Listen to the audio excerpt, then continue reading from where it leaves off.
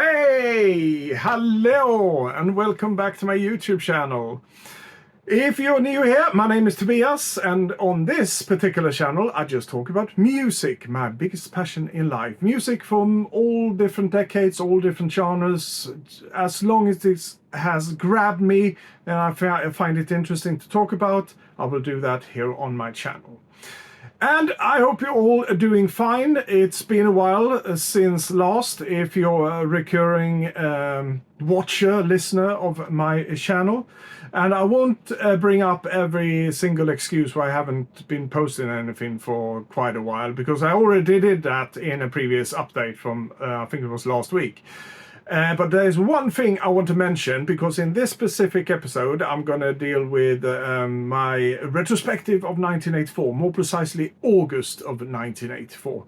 And if you've been watching these before, you know that I usually include a soundbite, a bit of a video, just to remind you what it sounded like, if you heard it before, that is. But if you haven't heard it, you get a notion of, oh yeah, that's what it is. It's just a couple of seconds, really. And I know, even if you just include a couple of seconds, it's going to be copyrighted music. I fully understand that. That happens every time I upload anything to YouTube from these retrospectives. They will tell me, just so you know, it's a copyright track. This is not a strike or anything like that, which is perfectly fine because I'm not monetizing my channel anyway.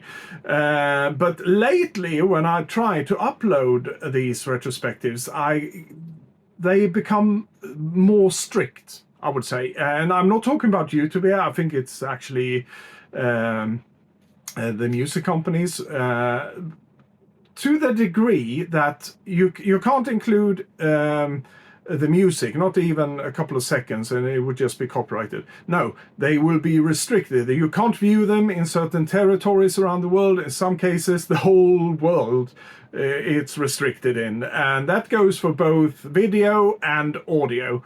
And it's become really harsh. So I decided I won't include anything like that going forward, unfortunately, because it's just a hassle. I'm filming this, edit it together, and then try to upload it, and I will have to see what's getting flagged and so forth and so on. But I think I come up with a solution, and hopefully they won't crack down on me for this. Yeah, I'm gonna kick off the August retrospective 1984 very soon. I just want to outline what this show is all about for people who might not have seen my retrospectives before. So I grew up in Sweden, and back then in 1984, if you were really interested in music and wanted to know what the latest singles sounded like, you turned to one radio program on Swedish radio, and that one was called Poporama. Yeah, Poporama, that was our program. As listeners, we were in control. Poporama was on every week. They played a bunch of new singles. I also had a small chart, like a top 5, top 6. And those were singles that were voted in by us, the listeners, from previous weeks. So after each episode, you could, if you wanted to, write down on a postcard, for example, your top 5 favorite songs from that episode, send them off to Swedish radio, and they would tally the votes during the week, and that would be the basis for next week's Poporama, and so forth and so on. But unfortunately, Poporama came to an end on the 30th of August 1984, so that's where I'm going to base this episode on, because that's usually what I do. I take the charts, or what was being played on Poporama, the last show of a respective month, and this is no exception. The only exception is that it was the last Poporama. But don't fear, we got a new one in September. The whole concept was just reformatted or reimagined as the radio program Tracks. That was the name of it. So there were some differences in it, not big ones, but I'm going to talk about Tracks more in my September retrospective. But there is also another difference to this episode, and that is that there's a lot of singles being released in August of 1984 that are now considered huge 80s classics. It was a great month for single releases, in my opinion. And that also means that a lot of what was on this Poporama shot of the 30th of August did spill over into September, and way into September. I'm talking late September here. So that means that those singles, even some of the new ones that were being played on this Poporama, are going to show up in my September retrospective. So I don't want to bore you by talking about the same singles twice. So what I'm going to do, I'm just going to skip them in this episode, but I'm just going to give you a bit of a taster because it's really no secret what they are. So I did this video collage, and hopefully YouTube or record companies won't come down on me for this. It's a really short one. Here we go. Oh, who you gonna call? I just called. Yeah, so those are the singles that I was talking about that were spilling over from Poporama into the new radio program Tracks way into September. So I'm going to talk about those then in my retrospective. But now, folks, it's high time that we kick off this one. This is the retrospective of August of 1984.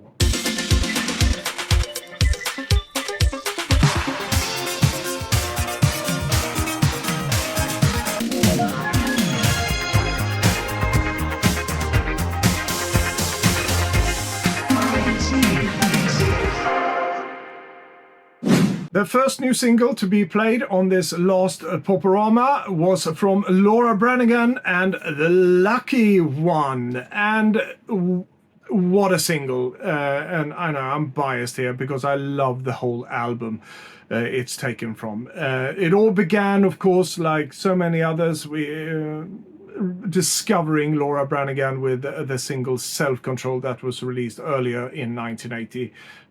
And I believe this was the second single from the album Self-Control that was also released in 1984. Tour de force of a song. Once again, she really delivers here. Her voice is stellar, of course. The track is great. This is, of course, the maxi single, or the 12-inch that I'm holding in my hand, and it does contain The Lucky One here in a Jack White mix. And no, it's not that Jack White you're thinking of. This is a German bloke who mixed this one, and it's not one of my favorite 12-inch mixes of Laura Branigan, I would say. But the B-side, however, Breaking Out, another track taken from the Self-Control album in a John Robbie mix here. It is really, really good. I would say overall it's not a bad mix, the Jack White one. It's just not one of my favorite ones. I do prefer the original one from the album. But yeah, check it out. If you haven't checked out The Lucky One or even Breaking Out or the whole album Self-Control, I highly recommend you do that. And speaking of albums, the record company decided, why not showcase some of the other albums here? And they do just that. So we got the latest one in 1984, which was called Self-Control, of course, and then you can check out the first album. And while you're at it, why don't check out the second album, Branigan 2? Yeah, and I do I do agree. Check them out. They are really, really good, especially Branigan 2. It's stellar. And of course I bought these in after the fact, because I said I discovered Laura Branigan with Self-Control, so it's just like a year after or so that I came across a Branigan 2, for example, and then Branigan 1, so I worked my way backwards. But then later on in the 80s she would have some great successes with other tracks and some really great albums as well. But this one, she wasn't so lucky in Sweden with the Poporama audiences. It was only played once, sadly. But yeah, a great one. Check it out. Laura Branigan and The Lucky One. The next new single to being played is a single by Frida. And when I say Frida, I'm of course referring to Anne-Frid Lyngstad, part of ABBA. We all know that. So I'm not going to bring up more about ABBA here. But this was, I think the second solo album she released in the 80s. She had been releasing some solo albums in the 70s as well, but I believe this was the second one. I don't have this one in my collection. It's called Shine. I think the whole album was called Shine. This track is called Shine, and I think it's a good production. But it never really grabbed me back in 1984. I can't remember listening a lot to this.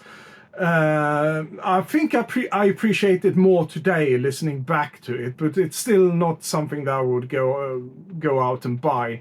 But it's a good pop song, Shine. It is, and it's produced by Stephen Lillywhite. He produced so many groups like Big Country, Simple Minds, Talking Heads, U2, and so forth and so on. And he was also the producer, I think, of the whole album, but at least this single is produced by Stephen Lillywhite. Really brilliant producer. Was of course married with one of my favorite artists, Kirsty MacColl, as well. But that's not here and there. We're now talking about Frida, of course. And yeah, like I said, it's a decent pop track. I think she's doing a good job. And this one was only played this time around on the last Poporama. It never spilled over to tracks. People didn't really gel with this track, really. So it didn't get enough votes to spill over to tracks. Yeah. That's just me babbling. I'm now going to go to the next one, the next new single that was being played on this Poporama, and this is Lindsey Buckingham with a single called Go Insane. And this is a case where it's a track I can't remember hearing ever, but I must have, because I think, if I'm not mistaken, I heard every single Poporama radio show back in 1984. But I could be mistaken. This one only stayed for 1 week, and my reflection of it is a bit, he's done better things. I'm not a huge fan of Fleetwood Mac, which he was of course a part of, and I haven't listened too much of his solo stuff either, but this one doesn't really grab me. And because I can't play a snippet here for you, I'll just urge you to go out. If you've never heard this one before, you can't remember what it was like, go out and have a listen. It's not terrible or anything like that, but it's just like middle of the road kind of thing. So that's Lindsey Buckingham and Go Insane. And the next new single being played on this Poporama is a familiar face and voice to us here on this channel, at least if you have been watching my retrospectives. I talked very warmly about this artist in one of my retrospectives. I'm talking about Fearon and the Galaxy. And this time around, everybody's laughing at him. Yeah, the single's called Everybody's Laughing, and it's just like What Do I Do, which was the single I talked about the last time we spoke about Fearon. I was over the moon for that single, and it turns out I had it in my collection, but it's just a case of where I hadn't listened to it for years. But after that retrospective, I pulled it out, and it's been played all this summer along. It's such an upbeat, happy song, and the same goes for Everybody's Laughing. It's not really up there with the previous single, What Do I Do? But it's nearly there. It's also another single by Fearon that I get really happy listening to. It really warms my heart. So yeah, but sadly it was only played this time around on Poporama. It never entered the track charts either in September. So yeah, didn't really gel either with the Swedish listening audience. This next new single being played on Poporama, it's an intriguing one with an intriguing story from me. This is The Mighty War and the single Come Back. Yes, the intriguing story behind this one is that at the time when it was played on Poporama, which was only once, on the 30th of August 1984, I have no recollection of that one. It didn't end up on any of my mixtapes, but a month or so later, I saw a segment from the Top of the Pops here in the UK, which a friend's sister brought home from London. And I mentioned this one here before on my channel, I know, the mythical VHS tape, and I will make sure to finish that episode for you guys. But anyhow, a part of that Top of the Pop segment, they went through the top list, and they came to a group called The Mighty War. And they didn't play anything by them. It was just the name and a picture. And that picture really intrigued me. I thought they looked so cool in that picture. They were really interesting. There was something about it. It could be anything really. It could be synth pop. It could just be industrial music. Who knows? It was this girl with that big blonde hair and a guy with a leather jacket, and I thought he looked really cool. And at this point in time, it could be really anything when it comes to music genres. So yeah, I didn't know, but ooh, it intrigued me, that picture. So I went out to hunt down a Mighty War record, and at this point in time I didn't have any friends that had listened to them, so I couldn't have picked any references from them to say, oh, this is what it sounds like or whatever. And the radio never played anything like this. A lot of indie records that weren't that popular, they seldom got any playtime on radio. So I never catched anything by the Mighty War. I would love to have a streaming service back then so you could just hear some snippets from it and really like, yeah, I'm gonna buy that record. But anyhow, I went out and I found this particular one. I wasn't hunting down Come Back as a record. Could be anything by the Mighty War because they looked interesting, right? But it happened to be this one. And even most of the record stores that I went to back then, I think one of them allowed us to have a sample of it. They pull it out, they played a couple of seconds for you or whatever. But that was not the case for all record stores. And the one I went into, they didn't allow anyone to listen to them beforehand. So yeah, I bought it with my monthly allowance or whatever I had. I think all of it might have gone to paying for this one. But I didn't regret it a second when I came home and played it. I thought it was absolutely fantastic, and it was a brand new sound to me. At this point, I never heard, Joy Division or early New Order, because this is, if I'm going to liken it to anything, it might be akin of early New Order, I would say.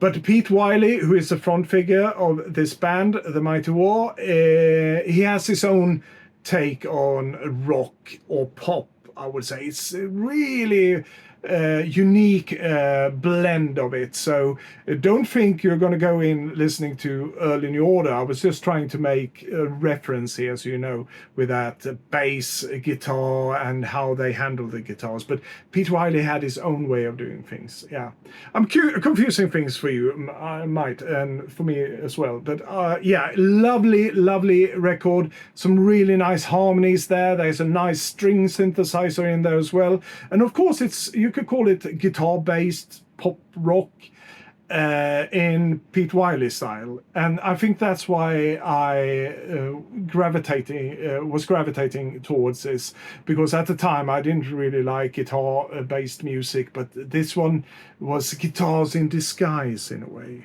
Well, you just have to go out and listen to it basically to know what I'm talking about. Or I'm just waffling at this point. Anyhow, really good 12-inch, this one. They got Come Back, the story of the Reds, / The Devil in Miss Jones on the A side. And then another version of Come Back, the return of the Randy Scouse skit. And I had no clue what Scouse was back then. It's something that I learned moving to the UK years and years ago. Scouse, up north, think Liverpool area and that kind of thing. Yeah. He was, by the way, from Liverpool as well, Pete Wiley. So yeah, a really good one. Yeah, and you also get From Disco Dicko to Kid in Care, and they're all variations of Come Back. And by the way, when it comes to the Mighty War, I actually talked about them here before because this wasn't the last record I bought with them. I also talked about the excellent single, The Story of the Blues, Part 1 and 2. Go and check that one out if you like what you hear when you listen to Come Back. Go and check that one out. Lovely, lovely stuff. Pete Wiley and the Mighty War. The next new single to being played is by another artist that I didn't recognize the name of at all. His name is Axel Bauer. A very German sounding name, but it's actually sung in French. And I had to go and look up some information about this Axel Bauer. And it turns out he's of course a singer, but he's also an actor, composer, and God knows what. He's done so many things. And what I could read about this one, it's called Cargo, by the way, this single. And hopefully, as usual, I have a picture up here for each of these singles that I'm talking about, if they're not in my collection, that is. But yeah, Cargo by Axel Bauer. Originally came out in 1983, but got some traction now over the summer of 1984. And I just want to say what a breath of fresh air this was. We didn't get spoiled by many French artists, to my recollection at least, in the 80s. There was maybe a handful of singles that were sung in French back then. But like I said, I can't remember this one from back in the day, but now listening to it, I think it's a really good track. They had some really good funky riffs going on there. Of course, very synth heavy, but that goes without saying for any production, especially in 1984. They did include synth in everything from rock to pop. But it's very, very good. And the voice of Axel Bauer as well, really, really good. So I think I need to seek out this single. I think it's very, very good. Very good pop singles. Go and have a listen to it. And another thing that I read, well, I take all this from Wikipedia, but they did point out that the cover is inspired by a film by Rainer Werner Fassbinder called Querelle.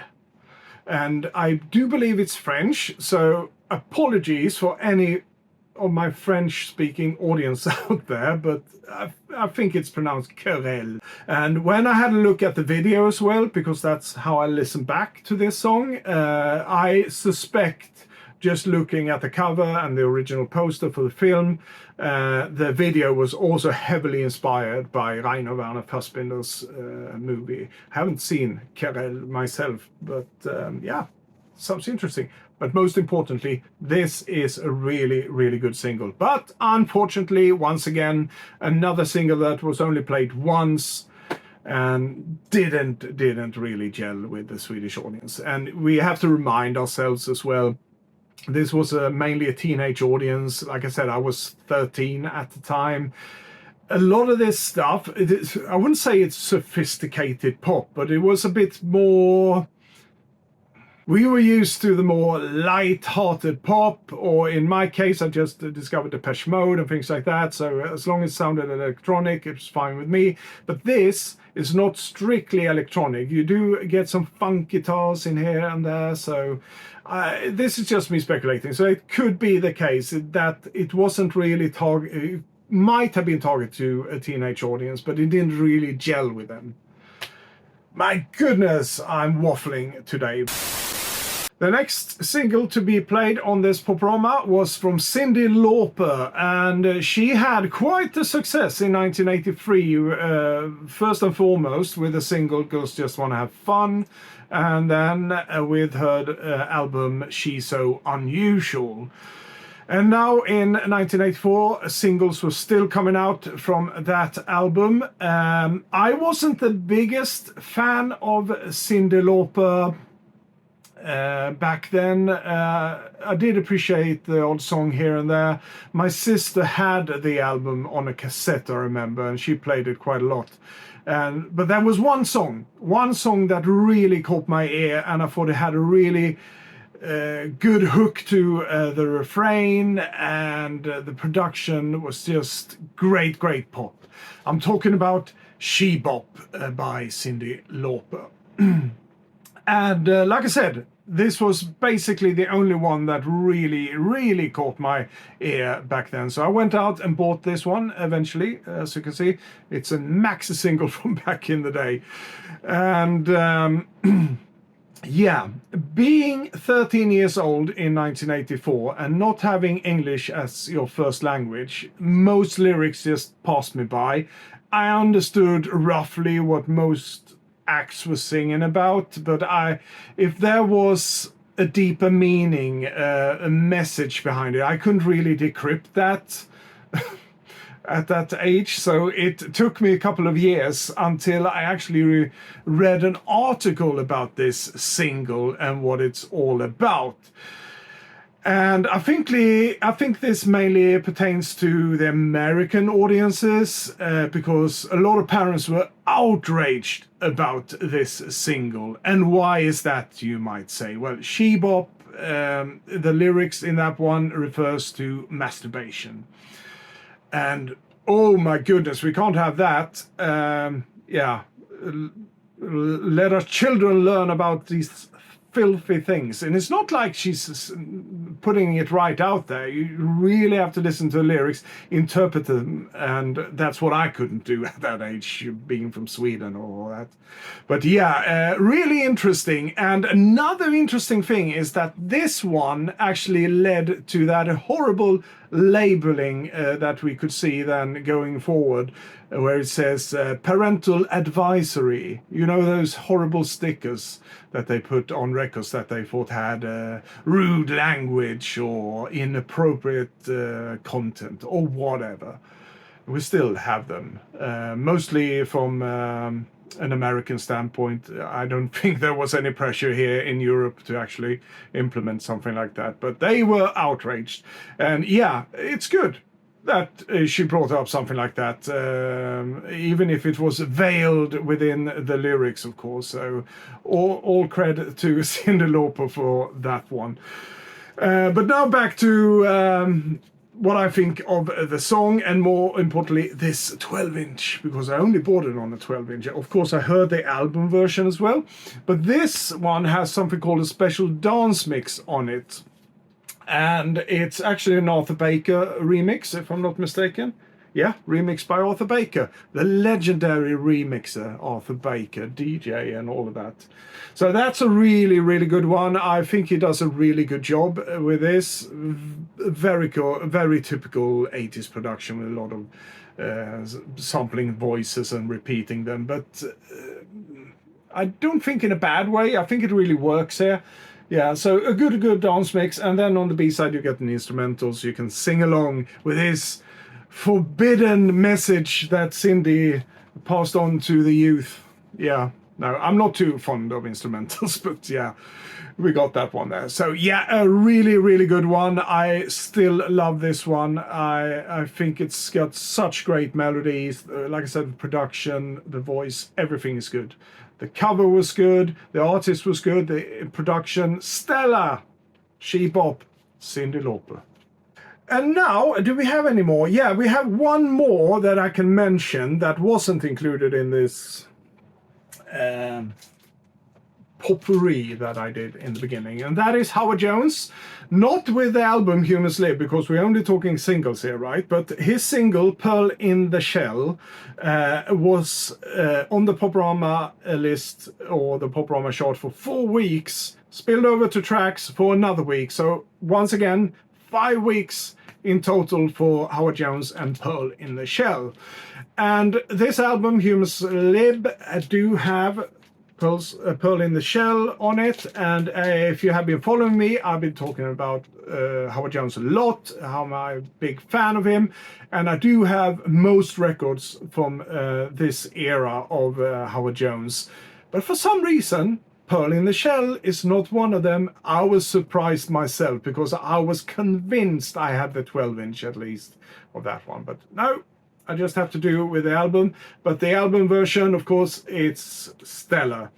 And yeah, I'm going to refrain to talk too much about Howard Jones here because I already raved a lot about artists here today, and it's just going to be really lengthy, like everything tends to be here on my channel. So we now come to the number 1 spot on this Poporama shot of the 30th of August 1984, and if I didn't mention it before, and I do think I forgot to do that, is when we mentioned Cyndi Lauper with She Bop. That was actually the 5th place of this chart, because that's how the charts in Poporama worked. They played a bunch of new singles, and they had a top 6 for some reason, or sometimes top 5. I think it mostly was top 6. Those were the tracks that we voted in from previous Poporama shows. But the number 6 spot I won't mention here because we'll save that for September, because it was spilling over way into September, so we'll talk about that in our retrospective there. But She Bop with Cyndi Lauper was in the number 5th spot. The number 4 will skip, just like number 6. Number 3 as well, and we just talked about Pearl in the Shell, which was number 2 with Howard Jones. And in the number 1 spot, and I did include this one in my collage in the beginning here with things that we're going to talk about moving into the September retrospective, but they were so long on the Poporama and track charts, and I already mentioned them in my last retrospective, so I'll mention them here as well, and I'll reveal the number 1 spot. It was Sounds Like a Melody with the German band Alphaville, and yeah, I talked a lot about Alphaville here before with Big in Japan, and like I said last time around with this Sounds Like a Melody, and I'll have another chance to talk about them in September when they will be back, and we'll see what position they have on the track chart then. But yeah, those were the Poporama shots, or the singles that were being played on the last Poporama on the 30th of August 1984. But now we move on to the honorable mentions of the Poporama chart of August of 1984. These are singles that didn't get enough votes from us listeners. Back then they were only played either once or twice. Didn't get enough votes, but they do hold a special place in my heart because I really liked the track when it came out, or I picked up on it years later. Who knows? Let's go through them now. I got my trusted 1984 notebook here. This is just to guide me through all these lists, and certainly the honorable mentions. And starting out, we have Billy Idol and a track called Eyes Without a Face.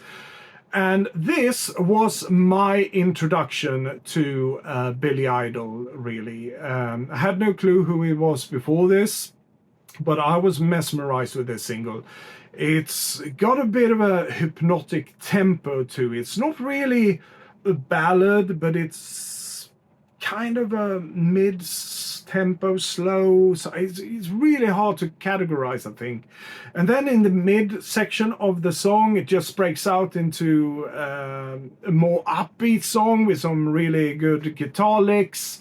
And then they just dismantle all that down to this slow hypnotic tune again. I really loved it, and still do. It's one of my favorite Billy Idol songs, and since the records fell over here earlier, I just have to reach down and show you this one. I don't have the single, unfortunately, but Eyes Without a Face, but it is included on this album, Rebel Yell, which came out in 1983, but they were still releasing singles way into 1984 from this one. And what an album this is. So you got Rebel Yell, of course, the title track on this one. You got Eyes Without a Face, that we're just talking about, and Blue Highway, Flesh for Fantasy, Catch My Fall, and the last track on this one is called The Dead Next Door, and that just happened to be the B-side as well of the single Eyes Without a Face.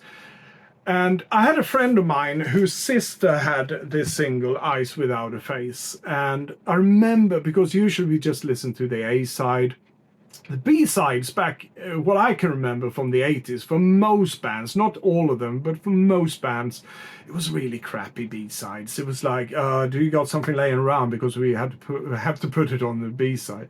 And we had this, and you got some crappy track that you didn't listen to more than once.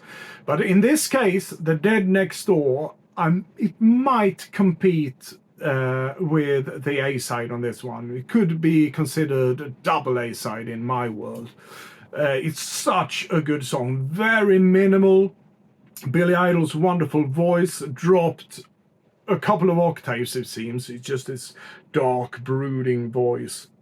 And I think it's the arrangements, like I said, the really minimal arrangement in this song that just grabs hold of me. And there's something mystical about this. Just the perfect pop single, right? And that was my introduction to Billy Idol. Love that one and still do. But unfortunately, only played once on Poporama early August. And the same goes for the next one of my favorite artists at this time in 1984. I discovered her debut album, You Broke My Heart, in 17 Places, late in 1983. And now, in 84, she was back with a new album, which was called You Caught Me Out. And I believe the first single from that one is this. And this is, of course, Sunglasses with Tracey Ullman. A really, really good song. Very summery vibes here, of course. Sunglasses, nonsensical lyrics, great tune overall, and then just combine that with Tracey Ullman, and you got a perfect pop single, in my opinion. Really, really good. And if you're not familiar with Tracey Ullman, she was mainly an actress, or is an actress, from the UK, and she's done some brilliant things. But then in 1983, I think by coincidence, because she did a couple of musical numbers on one of the shows she was on here in the UK, she was contacted by the head of Stiff Records. Was that Clive Langer? Or yeah, someone correct me down here if I'm not correcting myself with the text or something like that here. Anyhow, so they said, why don't we just record a single or something like that? Just for fun, really. And it took off. 1983 and even 1984 was a big year for Tracey Ullman, had a lot of hits, a lot of covers on that first album, some penned by Kirsty MacColl as well, and that was basically my gateway into Kirsty MacColl's wonderful world as well. So I have Tracey Ullman to thank for a lot, for giving us such great pop records, and this one is one of the best ones in my opinion, Sunglasses. And you do get a couple of other tracks here as well. So you got Candy and Alone, and I think Alone was the original B-side on the 7-inch. Yeah, I think so. But anyhow, you get 2 extra tracks here, so 1 extra track, that is. Candy and Alone on the B-side. And this is, of course, the extended version of Sunglasses. And how do we tell that? Well, they printed down here, it says 12 extended version. That's the only indication that it's actually an extended version, or if you pull it out, it's actually going to say it here on the beautiful Stiff label as well. But the reason I'm saying this is because a lot of singles back in the 80s were released in the 12-inch format, but they were in some cases never remixed or extended or anything like that. It was just the single you got. And Stiff Records did that quite a lot with their artists. So it was like, do you prefer the bigger format? Well, here you go. But you will only get the single. So there will be a lot of dead space here on the vinyl itself. But yeah, this is an extended one. So it's not a case where they just blew up the 7-inch single into a 12-inch. Yeah, it actually stayed for 2 weeks on the Poporama chart in early August of 1984. But in my opinion, it should stay there for the rest of the year, to be honest. But that's not the world we're living in. Yeah, so that was that one. And the next one, and I'm so sorry to keep reaching down here. Where are you? Oh, here you are. We got the old rocker, prog rocker, is that correct? Mike Oldfield, anyhow, at this point in his life in 1984, he was doing pop records. And I just loved this one. To France with the voice of Maggie Riley, as you can see here, or vocals Maggie Riley. So he penned the song and Maggie went in and sung it, and boy, what a record this is. It's one of those songs that wasn't played to death on any radio channels, like, oh, here's some 80s golden oldies for you. No, this is hardly ever included in one of those lists, but it's such a top track by Mike Oldfield, To France. And on this particular one, because it's once again a maxi single or 12-inch, you get an extended version, and the B-side, I'm not too familiar with those songs, but they are instrumentals, so I choose to just ignore them for a moment being. But To France, extended version on this one, they did a good job with that one, I think. And if I didn't mention it, I can't even remember that far back, this Mike Oldfield single was in the charts for 2 weeks, just like Tracey Ullman's Sunglasses. And we have one other honorable mention from this Poporama shot of August 1984, and that is the classic, what we nowadays call the 80s classic by Hart, Sunglasses at Night. Don't have this one. I think it's been a bit overplayed. I didn't buy it back in the day, but I remember listening to it quite a lot. And after that, it's just been played and played to death, really. But I still appreciate the song because I think it's got some really great lyrics, and the whole structure of the song, the whole production is just great as well. You can't take that away from it. So that's why I want to mention Hart's Sunglasses at Night. And that one actually stayed for 4 weeks in total. Spent most of that time in the tracks chart that was kicking off in September. Yeah, so those were the honorable mentions from the Swedish radio program Poporama, and we're now going to do something that I do to finish off these retrospectives each time, and that is to have a look at the UK charts at the same point in time, August of 1984 in this case. And I'll pick a couple of singles that I think is worth mentioning, just like the honorable mentions that I just talked about. Things that really grabbed me back then, or it might have grabbed me a bit later, but things that are close to my heart. Singles that are close to my heart. And more importantly, it has to be singles that were never featured on either Poporama charts on Swedish radio or the Tracks show on Swedish radio. So these were unique for the UK charts. And to kick things off for the honorable mentions from the UK chart, we have the Thompson Twins, or just Thompson Twins, with Sister of Mercy. And I talked about Thompson Twins here before on my channel and how much I still love them, and I loved them back then as well. I had the album that just came out, I think actually it came out in September with Thompson Twins, Into the Gap. And or at least I got it in September because my birthday is in September, so I remember I got the album probably for my birthday, I don't know, but anyhow, so big fan of them.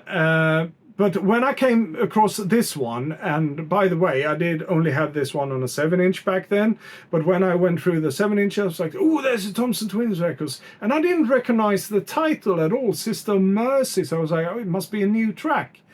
It turns out it was, of course, on their album Into the Gap as well. But the funny thing is, it's good on Into the Gap, but if you pick up the 7-inch, or indeed this 12-inch, they remixed it slightly, and it turns out to be so much better than the album track. So it's like the single mix, and here of course you got the extended version, but the single mix was the one that blew me away the most, because comparing them I was like, oh wow, yeah, blown away. And it could just be a case where I heard the single before I heard the album version. But even now today, listening back to them, it's like they did such a great job with the remix for the 7-inch. And so I eventually had to pick it up on a 12-inch as well. So I got the extended version. And you also get, of course, the B-side out of the gap in an extended version on this one. And it is a great, great one. Once again, another case where the lyrics just flew over my head back in 1984, but in years after this, starting to pick up more on the lyric side of things, especially from these English artists, start to delve down. What do they really mean? What do they actually sing about? This one was really interesting, and I won't reveal anything about it. Have a listen to it. It's a bit more profound than any of the other Thompson Twins tracks that I heard up to this point. But even listening back to some of the lyrics from Into the Gap album, it's just amazing lyrics, amazing. And that just creates another depth, another level of fascination for groups like that. So yeah, that's me waffling about Thompson Twins once again, but this is such a great, great single. Sister of Mercy. And this one spent 10 weeks in the UK charts, peaked at number 11, but sadly never got much airtime in Sweden. The next one is from my beloved Gloria Estefan, but at this time in time, they were called Miami Sound Machine, sometimes with Gloria Estefan, but we'll say Miami Sound Machine. I'm talking about the single Dr. Beat. And as I said here before, most of you who are watching my channel have no clue that I'm actually a big Gloria Estefan fan, pun intended. But I am. It's just that I never got given myself the opportunity to talk about her. But I promise you there will be some talks about Gloria Estefan going forward. But yeah, now in August of 1984, they did have a hit in the UK at least with Dr. Beat, and I'm going to show you this one. I got a lot of Gloria Estefan on CD. I do have some vinyls as well, or I got them on vinyl, that is. But Dr. Beat, I don't have that one on either 7-inch or 12-inch, so I'll show you this one. This is actually a double pack where you get the Eyes of Innocence and Primitive Love, 2 albums from Miami Sound Machine. And the first one, Eyes of Innocence, which is that one, if you can see that top cover there, and that's the one that includes Dr. Beat, so that's why I'm showing you this one here. But you will have the cover up here as well of the said single, Dr. Beat. Of course, that's one of the songs that really kicked off their career for real around the world, along with Conga, I suspect. But from there on, in the 80s, it was just success after success for Gloria Estefan. The fan base just grew. People around the world love this mixture of pop and Latino. Just great. And like I said, I will talk more about Gloria Estefan in other episodes here on my channel, upcoming ones, I would say. This one, Dr. Beat by Miami Sound Machine, is spent 14 weeks on the UK charts, peaked at number 6, so it was a hit there. But for some reason, it didn't really take off in 1984 in Sweden. It might have been a bit of a hit with some people, some cliques around Sweden, who knows. But I can't remember hearing much about this one, if ever. It was a couple of years later when I really got hooked on Miami Sound Machine. The last one I want to mention, because this is yet another case where I wasn't very into this band during the 80s. It's something that I picked up way later. I'm talking about the Smiths. William, it was really nothing, this single was called. And it's one of those classics from the Smiths. So my relationship with the Smiths in the 80s is that I heard, and I believe this was in 1986 when they released Panic. I love that single. I really love that one. But that was my first real connection with the Smiths. And I also had to listen to the album The Queen is Dead, which I believe came the same year, which didn't include Panic, and I was a bit disappointed by that. I can't remember how I listened to it because I never bought it back then. Anyhow, yeah, I was a bit, ooh. You would think that I could absorb something like the Smiths more easily, especially with my pop background kind of thing. Listening to a lot of pop growing up and then going into more indie sounding things. The Smiths should be right up my alley, and the lyrics is brilliant, the music is brilliant, everything is great, right? But no, didn't really gel with me back then. So it was years later when I actually sat down, listened to whole Smiths records, and after that I was sold. All of it was good. And William, It Was Really Nothing, the single that we're talking about here, is no exception. You got really good riffs from Johnny Marr on his guitar, and the singing of Morrissey. All of it is good. I mean, yeah, what can I say? Go and have a listen. If you never listened to the Smiths before, this is the time. Don't be late to the train like I was. Anyhow, this one spent 7 weeks in the UK charts, peaked at number 17. And that, folks, concludes this retrospective of August of 1984.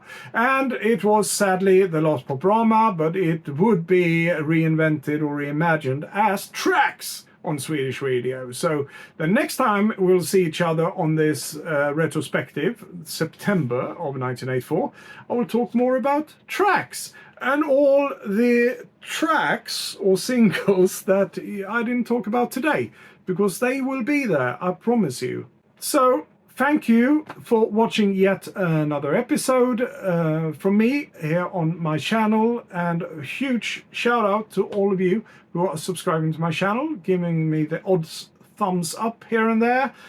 And if you really like what you hear and see, whatever, please consider subscribing or giving it a thumbs up, because that really motivates me, it keeps me going. And yeah, I love talking about music. I could sit here for hours, and that's probably why all my videos are so bloody long. That's just why. But that's just the way it is. Until next time, folks, you all take care of yourself, and as usual, I bid you adieu.